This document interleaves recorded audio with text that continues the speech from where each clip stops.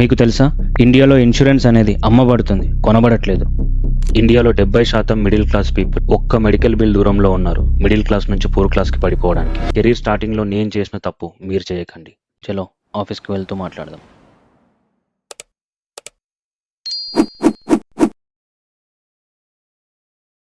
First of all thank you so much for 50 subscribers. Number చిన్నదే but wait చాలా ఎక్కువ. Thank you so much again. Okay, ఆఫీస్కి late అవుతుంది, start అయ్యి మాట్లాడదాం.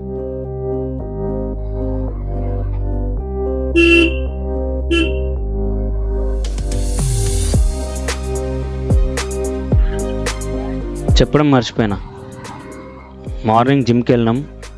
మేము ఒక టార్గెట్ పెట్టుకున్నాం, ఇవాళ 30 minutesలో 5 km కంప్లీట్ చేయాలని. యాక్చువల్గా టార్గెట్ నాకు అంకిత్ ఆల్రెడీ కంప్లీట్ చేస్తాడని తెలుసు.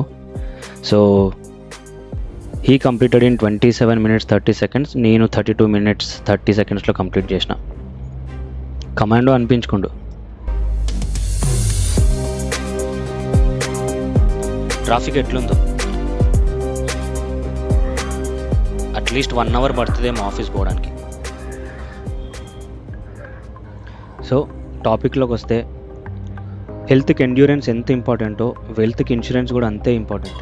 జస్ట్ ఇమాజిన్, కష్టపడి చదివి జాబ్ తెచ్చుకున్నారు, ఇప్పుడు మీ ఫ్యామిలీకి మీరే బ్రెడ్ ఎర్నర్ అనుకోండి. లెట్స్ అజ్యూమ్ మీకేమన్నా అయింది సడన్గా. అవ్వాలి అని కోరుకోవద్దు, బట్ ఇన్ కేస్ అయిందే అనుకుందాం. What about your family? వాళ్ళ సిచ్యువేషన్ ఏంది? ఇంకొక సినారియో తీసుకుందాం. మీ ఫ్యామిలీ మెంబర్స్లోనే ఎవరికైనా ఏదన్నా అయ్యి హాస్పిటలైజేషన్ అయ్యారు, ఏదన్నా మేజర్ సర్జరీ చేయాలి. ఎంత డబ్బు ఖర్చు అవుతుంది అనుకుంటున్నారు? ఆ 1% రిచ్ పీపుల్కి ఏం ఎఫెక్ట్ అవ్వదు. నేను వాళ్ళ గురించి మాట్లాడట్లేదు. మంత్లీ శాలరీ మీద డిపెండ్ అయ్యి ఎప్పుడు మంత్ ఎండ్ వస్తుందా, ఎప్పుడు శాలరీ క్రెడిట్ అవుతుందా అని చూసే మిడిల్ క్లాస్ వాళ్ళ గురించి మాట్లాడుతున్నా. ఒక సర్వే ప్రకారం 55 million ఇండియన్స్ ఒక మేజర్ హెల్త్ ప్రాబ్లం వచ్చి హాస్పిటలైజేషన్ అయితే ఆ బిల్లు కట్టడానికి పెట్టే ఖర్చు వల్ల వాళ్ళు డైరెక్ట్ మిడిల్ క్లాస్ నుంచి పూర్ క్లాస్కి పోతారు. మనకు తెలియకుండానే అప్పటిదాకా సేవ్ చేసుకున్న అమౌంట్ అంతా హాస్పిటల్కే కట్టాల్సి వస్తుంది. దానికి మీద అప్పు కూడా తీయాల్సి వస్తుంది ఒక్కొక్కసారి. ఇప్పుడున్న మార్కెట్ సిచ్యువేషన్లో మనకి ఇయర్లీ శాలరీ హైక్ ఎంత ఉంది? మ్యాక్సిమం 2 or 3% యావరేజ్ ఉంది. బట్ హెల్త్ కేర్ సర్వీసెస్ యొక్క ఇన్ఫ్లేషన్ మోర్ దెన్ 6% ఉంది. So what I'm trying to say is, me financial planning అనేది హెల్త్ అండ్ లైఫ్ ఇన్సూరెన్స్తో స్టార్ట్ అవ్వాలి, అంతేగాని సేవింగ్స్ మ్యూచువల్ ఫండ్స్తో కాదు. ఇంకా గట్టిగా చెప్పాలంటే, మీరు జాబ్లో జాయిన్ అయిన ఫస్ట్ 2nd month శాలరీస్తోనే మీకు ఒక లైఫ్ ఇన్సూరెన్స్ అండ్ నీకు మీ ఫ్యామిలీ మెంబర్స్కి హెల్త్ ఇన్సూరెన్సెస్ తీసుకోవాలి. యంగ్ ఏజ్లో తీసుకోవడం వల్ల అడ్వాంటేజ్ ఏంటంటే ప్రీమియమ్స్ చాలా తక్కువ ఉంటాయి, చాలా అఫోర్డబుల్ ఉంటాయి. నాకు చెప్పేటోళ్ళు లేక నాకు జాబ్ రాగానే పేరెంట్స్కి ఆ గిఫ్ట్ ఈ గిఫ్ట్ అని ఫ్రెండ్స్తో ఎంజాయ్మెంట్ అని మస్తు ఖర్చు చేసిన. But over the period friends వల్ల, బయట సిచ్యువేషన్స్ వల్ల ఇన్సూరెన్స్ యొక్క ఇంపార్టెన్స్ తెలిసింది. అప్పటికి 30 వచ్చినాయి. But still it's not late.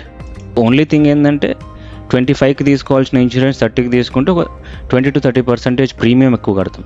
Still it secures my self and my family as well. So అదైతే బాగానే చెప్తున్నా, కానీ రికార్డ్ అవుతుందో లేదో నాకైతే తెలియదు. ఇంకొక ఇంపార్టెంట్ థింగ్ ఏంటంటే, ఇన్సూరెన్స్ని ఒక వెల్త్ క్రియేషన్ టూల్ లాగా చూడొద్దు. దాని నుంచి రిటర్న్స్ ఎక్స్పెక్ట్ చేయొద్దు. మనం ఇన్సూరెన్స్ని, ఇన్వెస్ట్మెంట్లని సపరేటే చూడాలి. ఆ స్టేట్కి వెళ్తే Ramnagar fish market, left side వెళ్తేనేమో ఆర్టీసీ క్రాస్ రోడ్ సైడ్ వెళ్తాం. Back to the topic. Insurance is not a wealth creation tool, it's a wealth protection tool. So మీరు ఈ ప్రొటెక్షన్ టూల్ని ఇగ్నోర్ చేసి ఎన్ని ఇన్వెస్ట్మెంట్లు చేసినా, ఎంత సేవింగ్స్ చేసినా, 1 hospital bill, years of savings gone.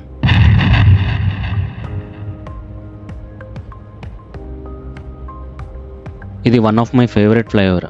Evening టైంలో వస్తే సన్సెట్ ఎగ్జాక్ట్లీ రోడ్ మీదనే అవుతున్నట్టు ఉంటుంది. నియర్ బై ఎవరన్నా ఉంటే ఈవినింగ్ వచ్చి సన్సెట్ చూడడానికి ట్రై చేయండి. అట్లా అని ఫ్లైఓవర్ బ్లాక్ చేయొద్దు. థ్యాంక్ఫుల్లీ రోడ్లు అయితే ఎంటీగానే కనిపిస్తున్నాయి. సో మోస్ట్లీ 40-45 minutesలో రీచ్ అయిపోతున్నాయేమో. ఏమన్నా వ్యూవా? ఇంతకు మీరు తీసుకున్నారా లేదా life insurance and health insurance? తీసుకోకపోతే 2026లో ఫస్ట్ ప్రయారిటీ అదే ఉండాలి మీకు. ఎక్స్పెన్సివ్ అవసరం లేదు, మీకు కుదిరినంత రేంజ్లో తీసుకుంటే సరిపోతుంది. అవును, మీరు ఎన్ని డేస్ వెళ్తారు ఆఫీస్? మాకైతే 2 days work from office. And ఇవాళ మార్నింగ్ సాత్విక్ వస్తా అని హ్యాండ్ ఇచ్చిండు. సాత్విక్ మాట ఇవ్వడం, హ్యాండ్ ఇవ్వడం కామనే అనుకోండి. సరే, ఇంకా లేట్ అవుతుంది, ఫాస్ట్గా వెళ్ళి లంచ్ చేసి మరి లాగిన్ అయిపోతా. ఆఫీస్ ఎంట్రన్స్ వరకు అయితే ఫాస్ట్ ఫార్వర్డ్లో చూసేయండి.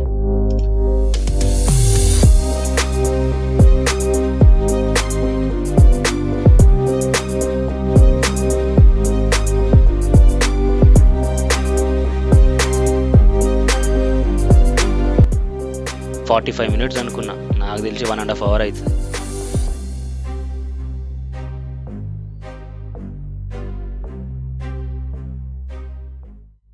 టోలీ చౌకి దాటంగానే నా మొబైల్ మెమరీ ఫుల్ అయిపోయి రికార్డింగ్ ఆగిపోయింది.